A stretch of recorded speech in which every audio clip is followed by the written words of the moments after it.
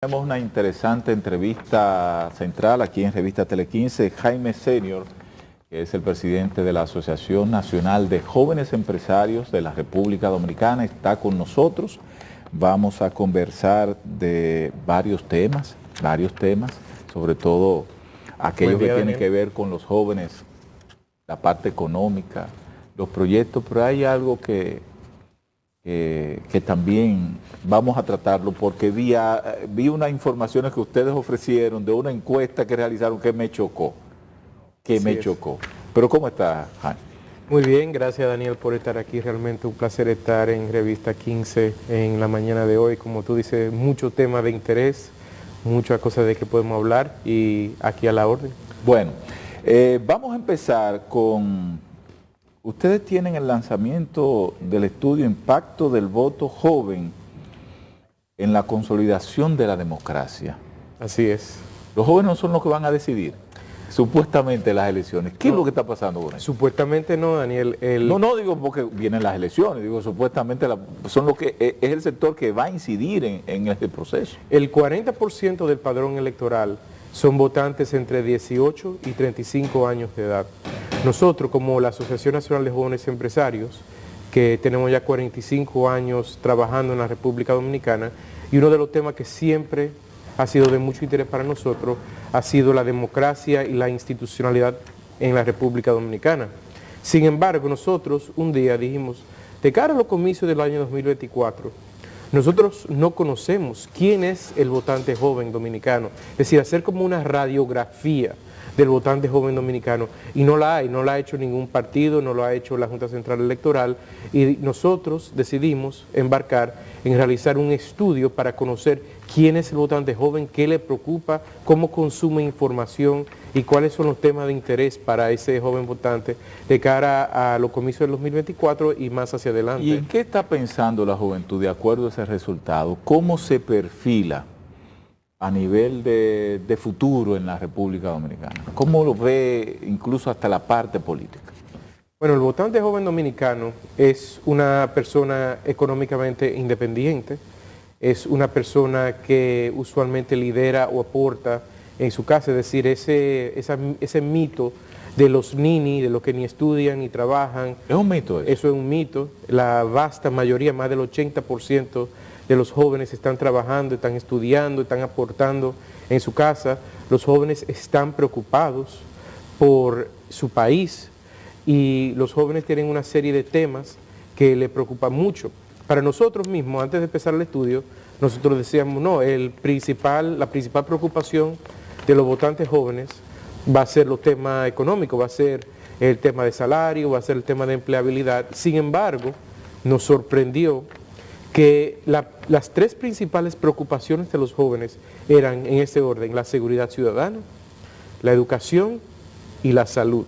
Es decir, los jóvenes están preocupados por la problemática de largo plazo de la República Dominicana y no únicamente sobre los temas económicos. Entonces, a eso es que se debe, por ejemplo, que es el dato que quería compartir con usted.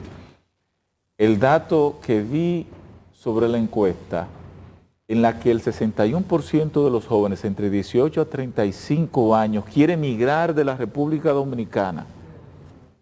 ¿Es de ahí que viene ese tema? Ese fue uno de los datos que más nos sorprendió a nosotros cuando realizamos el estudio. Debo decir, el estudio se realizó con una firma consultora, fueron más de 1.300 entrevistas, es decir, estadísticamente es una muestra representativa de jóvenes entre 18 y 35 años, de todos los niveles económicos y sociales de la República Dominicana. No estaba limitado a, por ejemplo, jóvenes empresarios, sino es al votante joven, al padrón electoral. Nosotros queríamos recoger a quién está en el padrón electoral y cuáles son sus preocupaciones. Y ya tú lo dijiste, Daniel, uno de los resultados que más nos sorprendió y preocupó fue que el 61% de los jóvenes tienen un deseo de emigrar de la República Dominicana, es decir, quieren dejar atrás este país y buscar otras oportunidades fuera de la República Dominicana. ¿Pero por qué? Porque yo entiendo que aquí hay oportunidades. Usted creció aquí, tuvo oportunidades, yo crecí aquí, tuve oportunidades. Claro, no me la llevaron a mi casa, yo salí a buscarla. Así es. Usted también salió a buscarla, no se la llevaron. Y así es el ejemplo de otros también. Entonces, ¿por qué emigrar?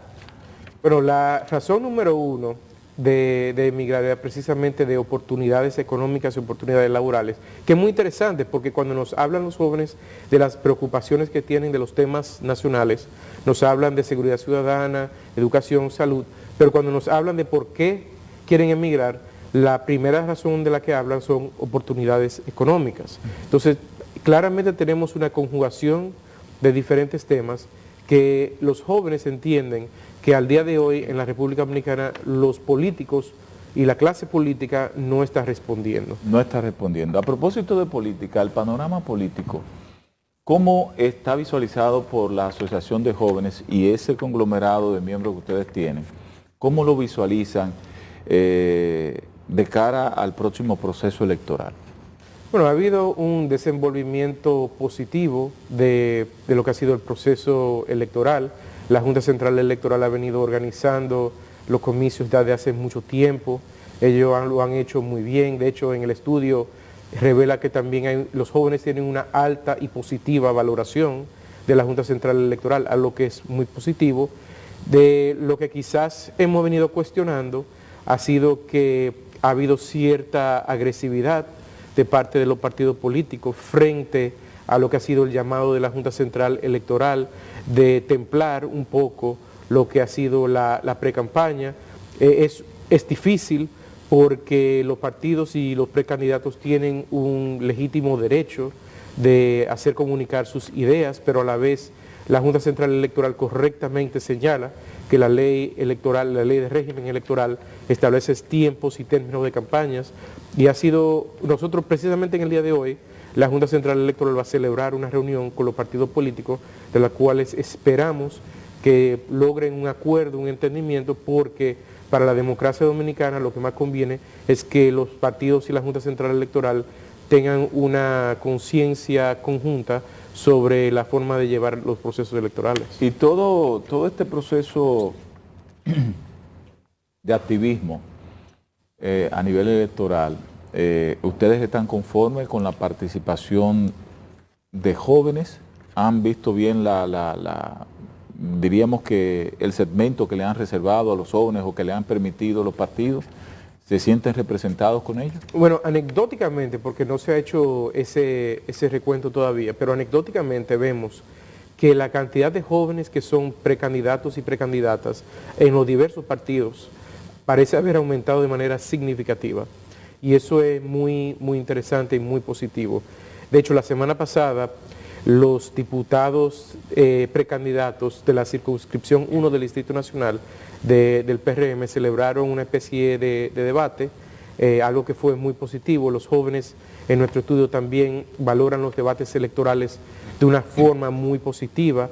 Los debates electorales son una forma muy efectiva y eficiente de comunicar ideas y propuestas. Tenemos entendido que los precandidatos a la circunscripción 1 del Distrito Nacional de Diputados del PLD también van a celebrar un debate la próxima semana también. Es decir, estamos viendo cómo en los partidos políticos esas nuevas formas de hacer política están siendo utilizadas, y a la vez, y a lo que iba a comentar Daniel sobre tu pregunta sobre la juventud, en ese debate de diputados o precandidatos a diputados del PRM, prácticamente todos, por no decir todos, eran jóvenes. Entonces ahí vemos que los partidos están respondiendo a las necesidades y dándole oportunidades a los jóvenes para presentar propuestas, algo que es muy positivo. Sí, es verdad, como que la mayoría ha presentado por primera vez una candidatura o quizás su segunda ocasión aspirando a un puesto, pero no pasan de ahí.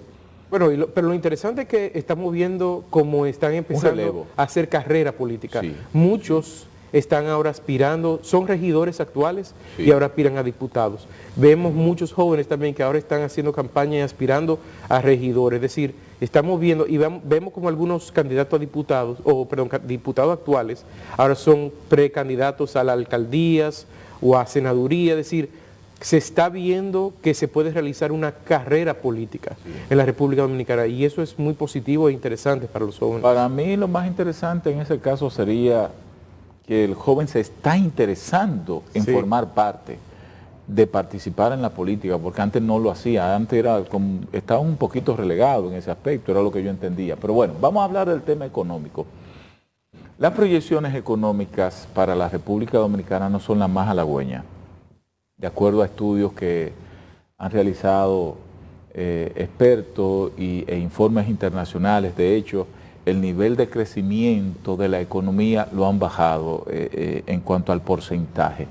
¿Cómo valora la Asociación de Jóvenes Empresarios esa proyección que se está haciendo sobre la economía y qué entienden ustedes que debería realizarse para poder contrarrestar estos vientos quizás negativos que empujan a ese bajón que se ha dado a esa proyección?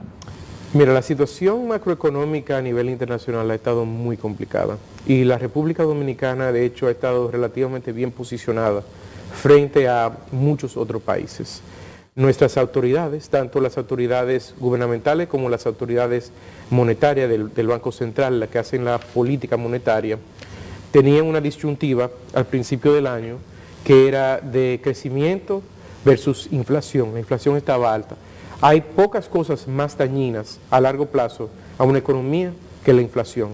Y en ese momento se tomó el camino correcto de aumentar la tasa de interés y tomar medidas restrictivas para que bajara la inflación. Y hemos visto que la inflación ha bajado de manera significativa. Entonces, lo que se ha venido viendo en los últimos meses ha sido una reducción en la tasa de política monetaria, es decir, una tasa de interés del Banco Central. De hecho, la semana pasada el Banco Central volvió a reducir la tasa de política monetaria a 25 puntos base. También hubo una liberación de encaje legal hace aproximadamente 2 meses para estimular la economía. Es decir, se han estado tomando las medidas para estimular la economía luego de haber tomado medidas para bajar la inflación, algo que era completamente necesario. Obviamente todos quisiéramos más crecimiento económico y yo creo que lo que tenemos que ver este año 2023 como un año en el cual se tomaron las medidas para sentar la base para que el año 2024-2025 tengamos más crecimiento sostenido y tengamos una estabilidad económica y no se salga de control lo que fue la inflación y los otros indicadores económicos negativos. Y esto no tiene que ver quizás incluso con la misma perspectiva que tiene el gobierno a nivel económico. Por ejemplo, hay economistas que hablan de que el gobierno debió estar invirtiendo un 5%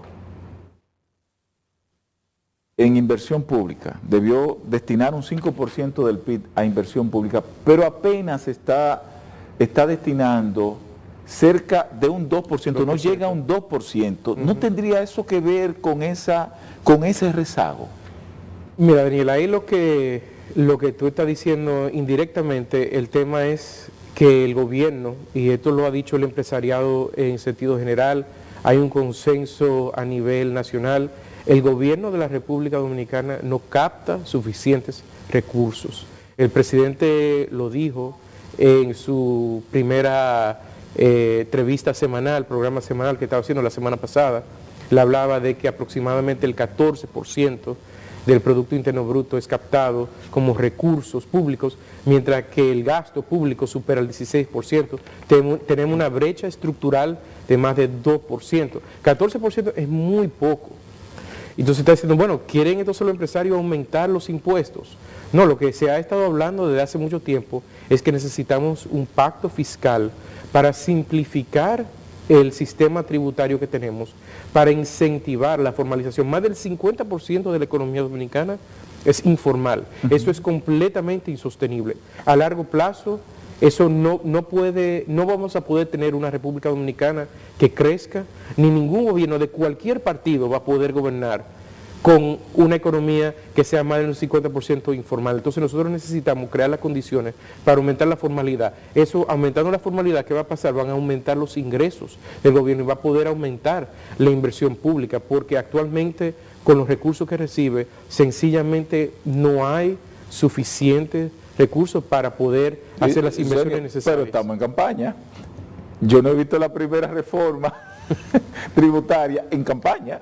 siempre la hacen al inicio del gobierno, Bueno, de un mandato. El ministro administrativo de la presidencia y el mismo presidente han dicho en diversas ocasiones que no esperan que eso ocurra en el año 2023, pero implícitamente lo que están dejando entrever es que luego de celebradas las elecciones, es decir, en el año 2024, vamos a tener un proyecto o una discusión que esperemos que sea algo que se conozca, por ejemplo, en el Consejo Económico Social, el CES, en un ambiente de diálogo y de consenso, una reforma fiscal. ¿Cómo ven ustedes los empresarios, por ejemplo, algo que mucha gente no le da importancia hasta que no tiene el problema? Y es el tema de los desacatos a sentencias, sobre todo sentencias que emanan del Tribunal Constitucional, que tienen un carácter erga omnes, que es vinculante a todos. Así es. Entonces, el gobierno tiene un total de 95 sentencias que no ha cumplido con ella. Para ustedes, ya viéndolo desde la perspectiva de la seguridad jurídica, ¿qué significa esto? Eso es un tema muy serio. De hecho, nosotros nos reunimos con el presidente del Tribunal Constitucional hace apenas 2 semanas, donde en esa reunión tocamos ese tema, entre otros. Y él mismo nos había comentado que él iba a llevarle al consultor jurídico del Poder Ejecutivo, Artuliano Peralta, la lista de entidades y sentencias que no habían sido cumplidas por el gobierno. El consultor jurídico posteriormente ha salido públicamente y ha dicho que el gobierno tiene la intención, va a fijar los presupuestos necesarios para cumplir con esas sentencias, porque como tú dices, Daniel, es muy cuestionable que tengamos sentencias de altos tribunales como el Tribunal Constitucional, pero también la Suprema Corte de Justicia, el Tribunal Superior Administrativo, entre otros, que no se hagan cumplir por el mismo gobierno, por el mismo Estado, porque no es solamente el gobierno. Cuando hablamos del gobierno estamos hablando del gobierno central, pero el mismo Tribunal Constitucional hablaba de que había un incumplimiento del Estado, que es un concepto más amplio. Entonces tenemos que cumplir con esa ley, porque si el Estado no cumple, entonces eso levanta cuestionamiento de por qué otra persona debe cumplir. ¿Eso aleja la seguridad jurídica? Sí, eso es una traba a la seguridad jurídica y es necesario que se cumplan con esa sentencia. Podemos estar de acuerdo con una sentencia. ¿La inversión extranjera está en riesgo con eso? Bueno, definitivamente la inversión extranjera toma en cuenta la seguridad jurídica. Yo creo que aunque hemos hecho muy buenos avances en ese sentido, también yo creo que tenemos que verlo de una manera positiva. Y es que el presidente del Tribunal Constitucional siente suficiente confianza como para salir y decir, estos son los elementos que no se han cumplido. Y el Poder Ejecutivo responde y dice, vamos a cumplir. Entonces, ese tipo de interacción es positiva. Entonces vamos a tener que llevar sobre la mirilla. Lo ubicamos desde ese punto de vista. Vamos a llevarlo sobre la mirilla para ver que efectivamente cumplan, porque tienen que cumplir. Claro, tienen que cumplirla, ¿verdad? Bien, hay un tema también que a ustedes como empresarios les toca, al país como usuario también les toca, que es el conflicto entre médicos y las ARS, y ahora esta nueva convocatoria a paro que posiblemente hoy los médicos anuncien una ratificación del paro. Ustedes como jóvenes empresarios, como entidad que podrían estar mediando en este proceso, ¿han tenido la intención o cómo valoran esto? Bueno, el foro en el cual se ventilan esas discusiones no ha estado quizá tan activo como debería serlo. Ahora, la posición que ha asumido el gremio de los médicos ha sido una posición muy extrema, muy poco flexible, y que al final a quien más daño le hace es a la población dominicana y a la persona de escasos recursos, que no tienen posibilidad de acceder a servicios médicos que no sean el servicio público. Entonces nosotros hemos previamente reiterado un llamado al diálogo, al consenso, a asumir posiciones razonables, a asumir posiciones que puedan ser logradas, porque si no se hace de esa forma, lo único que vamos a estar haciendo es generando mayor conflicto. Y debemos decir que el Servicio Nacional de Salud el sentido general, es decir, el sector público, se ha mostrado abierto y han hecho propuestas de aumentos y demás, pero las demandas de los médicos han sido quizás un poco desmedidas relativa proporcionalmente a lo que se puede lograr, lo que comentábamos ahorita, Daniel, sobre el tema de los recursos que tiene el gobierno, el Estado. Entonces, si no cuentan con esos recursos, ¿cómo se lo pueden asignar? Oye, todos nosotros quisiéramos que a un médico se le pague 150,000 pesos mensuales, por lo menos. Claro que sí, eso es lo que merecen. Pero nosotros tenemos que vivir y tenemos que situarnos dentro de nuestras realidades. Y tenemos que crear la condición en la República Dominicana para que podamos crecer y podamos efectivamente pagarle a los médicos y a los otros servidores públicos, a las otras personas que contribuyen con el bienestar del pueblo, esos salarios que sean mayores, pero no se va a lograr haciendo huelga, no se va a lograr asumiendo posiciones que son irrealistas y que de alguna forma lo que hacen es perjudicar al pueblo. Por ejemplo, los médicos están pidiendo una mejora del seguro contributivo, del seguro subsidiado. Vamos a suponer que pidan 10 puntos, pero si de 10 se puede manejar 6, 7, miren, hasta aquí es que podemos. Pero parece como que no hay intención de ningún lado, porque el propio gobierno, después de varias reuniones, no ha llegado a ningún acuerdo con los médicos. Bueno, pero para llegar a un acuerdo se requieren de dos. De dos. Y lamentablemente, lo que comentábamos un poco más temprano, de que con una economía que es más de un 50% informal, los recursos y las personas que aportan a esos sistemas sencillamente no son cónsonas con la demanda, la legítima demanda que tiene ese sistema. Es decir, estamos claros y estamos de acuerdo que hay que tener un sistema de salud que esté bien capitalizado y los médicos bien remunerados, pero también tenemos que situarnos dentro de la realidad económica. Yo creo que el gobierno se ha mostrado de una forma muy razonable de hacer propuestas, de tratar de llegar a un acuerdo, y ahora le toca a los médicos también volver a la mesa de negociación para lograr un acuerdo razonable. Bien, Jaime, agradecemos la visita, agradecemos que siempre estás presto a compartir información con nosotros. A ustedes también les vamos a agradecer la sintonía este martes, invitarles de inmediato para que mañana a las 8 de la mañana nos encontremos nuevamente aquí por Digital 15. Revista Tele 15 se despide por hoy, así que mañana invitación abierta. Gracias a todos.